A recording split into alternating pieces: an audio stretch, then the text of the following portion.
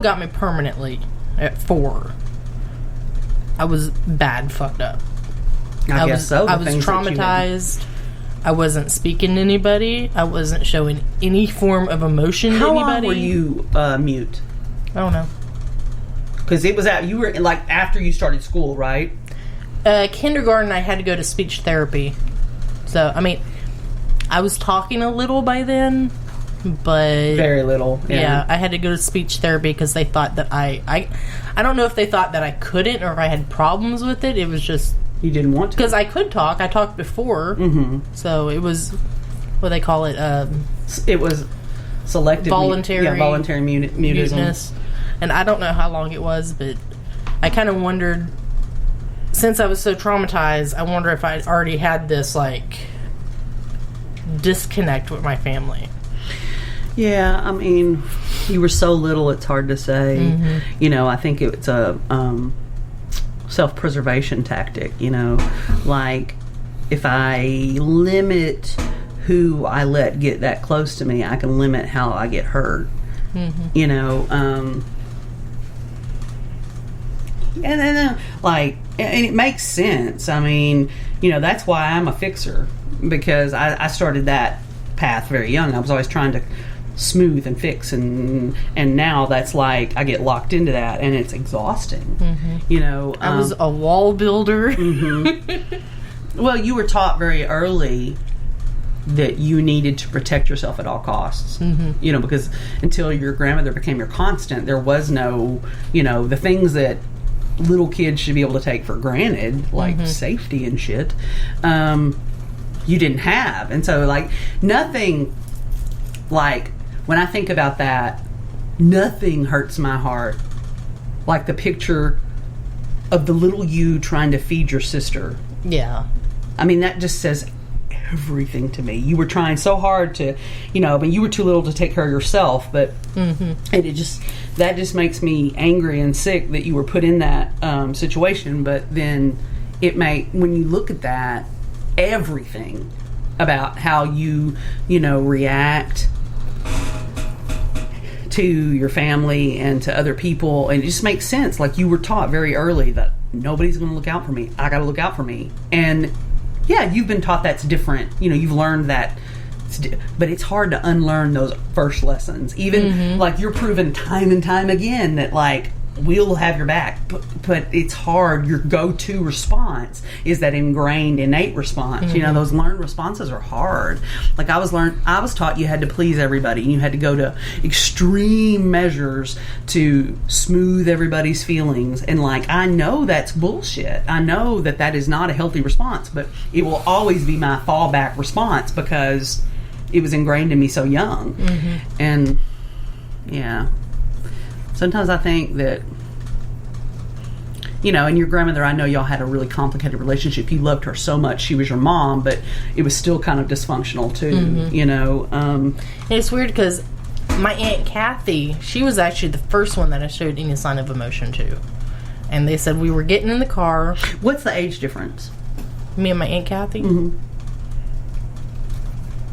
Was she an actual adult? Oh, yeah. Kathy is the oldest of the kids. Okay. She was born in, like, 54. Okay. I didn't know if she was like a older teen or if she was an actual adult. But yeah, we were getting in the car. Kathy is older than her mom. Oh, okay. Yeah. Mm-hmm. Kathy's the oldest of my grandma's kids. We were getting into the car. Grandma was driving. Kathy was in the back. And I was sitting in the middle. Back in the day, you didn't have a car seat. That was you sat in the middle of the front seat. Yeah. The arm was the seat belt. And you just rolled around. You know, like. And we got in there, and all of a sudden, I stood up, gave Kathy a kiss on the cheek, sat back down. Aww. That was my first sign of anything in I don't know how long. That's sweet. Yeah, I just... Like I said, I can't remember how it came up, but I was just like, I know this isn't a normal way to feel, but I just don't... I love my family. Yeah. I just...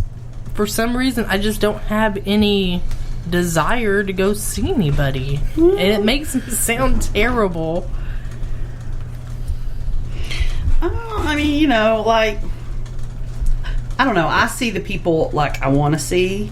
Like the only people I don't see as much as I want to are my sister and Andrea and them, and that's just because they physically live in another state. But we still see each other a lot. But I think I'm afraid to connect. Yeah. You try to keep your circle small. You know, I think your internal thing is like, if my circle is small, I reduce my chances. I still have that support, but I reduce my chances of pain. And you know that there's a lot to be said for that. Like, you know, and you don't have to have a big circle if you got a strong circle. You know, and you know, that's one thing I wish for Austin and Taylor. I wish they had a bigger circle of peers. And I think it's the same for Taylor. She got hurt a lot, and so she tries to keep her circle real small. But then when you do that, it can be too small too. And then because then you don't get, you know, I just feel like they'd have more opportunities to be the young people they are. You know, if they had a little bit. I mean, I don't want them to have a big circle because I don't want them to be party people. You know, their parents. They don't have time for that. But somewhere in a happy medium, you know. I mean, you know, Jessie is her real good friend, and they do everything together. But, you know, sometimes couple friends. I wish Alexis and Christian had more couple friends. Yeah, I think that's important. Couple friends. Like, you need your friends, like your circle, I think it's really important that your circle be in the same stage of life you are. Because... be it single... Well, yeah, wherever couple, you are. Yeah. You know, and I mean, it's not always going to line up that way, but... You know, as you pair off permanently and start being parents and stuff like that, I think you gravitate more towards people in that situation because they can understand where you're coming from. And I think that's where a lot of the friction is for Christian and Alexis, is that they're so settled, and then their friends, you know, or his friends at least, well, hers too, I guess, are still in that kind of wild stage, and it makes kind of a disconnect. Yeah, some of her friends are... Yeah, and, you know, and his, I mean, they're young guys, they want to party, I get it, but, you know, a little of that goes a long way when you're in a settled relationship, and they paired off early, you know, but yeah, I wonder is... That's a running thing in my family, too. Pairing off early? Oh yeah, it is in mine too. Like, I mean, I see these couples that are still single in their 40s or having babies in their 40s. Oh my god! I can't even. No. I don't have the energy for that shit. I don't have the energy to be a 47-year-old part-time grandma. Okay. Yeah. Like, and I mean, I love that boy more than life itself. But I'll look at him. Lucky comes over here, and I'm just like, Lucky's a dog, y'all. Nap? Yeah. I mean, we could put Lucky in the yard. But I mean, it's just, I don't understand how people in their 40s, like, I'm going to start a family. The fuck you say? Like, I don't You missed your chance. Yeah, it was like, now just get you some cats or something. But yeah, I would also be so scared to have a family that late, because I'm like, you know, the older you get, the more things are worn down, and are you going to be there for graduation? Right. Well, yeah, like, are they going to be parentless by the time they graduate? That's what I would always worry about. Like, will I leave them, like, before they're ready to fly solo? You know, because, hell, you know, I'm 47 years old, and I'm not ready to fly solo without my mom, so, like, the thought of leaving, like, a young adult, especially a young adult who still asks questions that Google could easily answer. Your baby's special. I mean, I love her and stuff. I mean, my baby's special too. I'm not judging. Just a different kind of special. Like, wow. So I know Chris has a lot of friends who were starting families. Like now?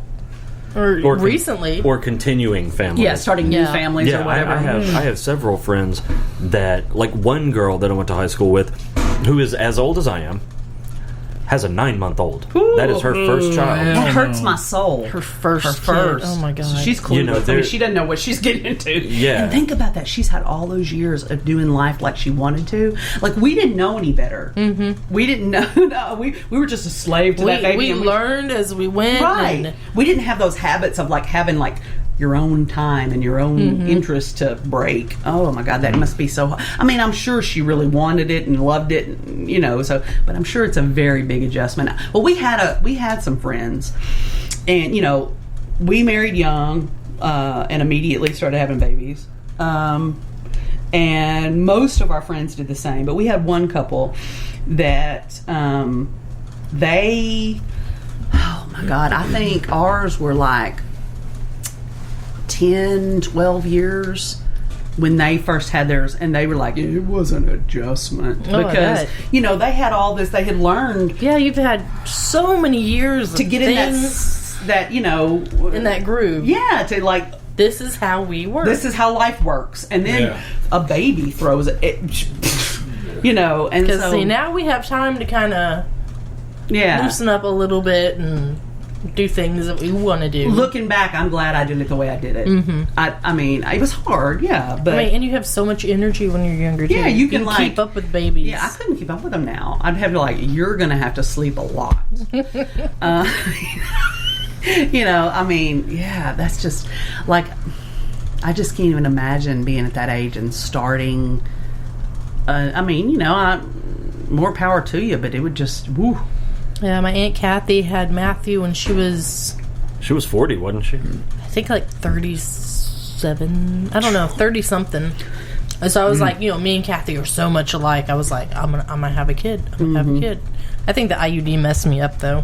Really? Because I had the copper IUD for 10 years, and then I had the Mirena for a couple. I didn't like that one, so I got it taken out. But I think it just something messed me up. Scar tissue or something, probably. But and then Darlene had Lonnie.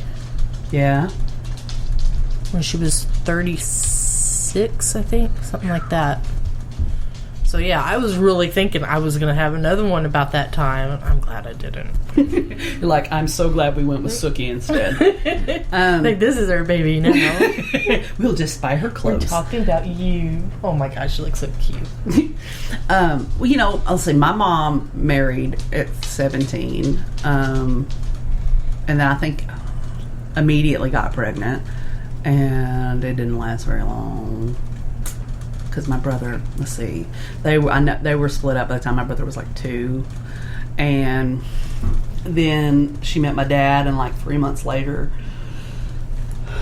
was married to him, and they'd been married 2 years when I came along, and my sister got married right out of high school, my brother got married right out of high school, I got married right out of high school. My niece got married right out of high school. I mean, it's just, now it stopped some in the generation after ours, but we all married young, and you know, my sister stayed married to the same man. They've been married, God, how, well, 35 years, something like that. Probably, yeah. Yeah, I guess I was 12 when they got married. And I'm not good at math, but it was a long fucking time ago. And then now my brother, he's done the marriage thing a lot, but he's been with Barb now 15 years or something. You know, Ross and I have been married 28 years, which is an aberration in his family. Marriages don't last in his family. Yeah, my grandma had been married twice. Darlene was married once and divorced. She got married when I was 11. How long, like, what was the timeline of your grandmother's marriages? Like, was she with the first one a long time? I know she was with him, I think until at least the kids were in high school, I think. Oh, okay. So she raised a family with him. Yeah, and that was a bad situation. Yeah, I remember that. And then I think her and Pop got married a year before I was born, so they got married in 78. Here are some movies matching Get Married. What the fuck? That was my Apple Watch, y'all. It just like, okay. Thank you, Siri. We don't want to watch getting married movies, but thanks. And then my Aunt Kathy was married. I don't know how long that one lasted.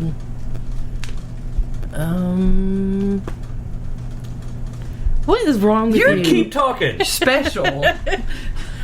Dirt. But she's been married He twice. secretly wants to put it somewhere else, No, but he won't just- go that no, I don't. far He so wants he to can put that in play his with butt. it. Leave it alone. Keep talking. Kathy's been married twice. Darlene's been married once. Just bend over. No. The fuck? Now you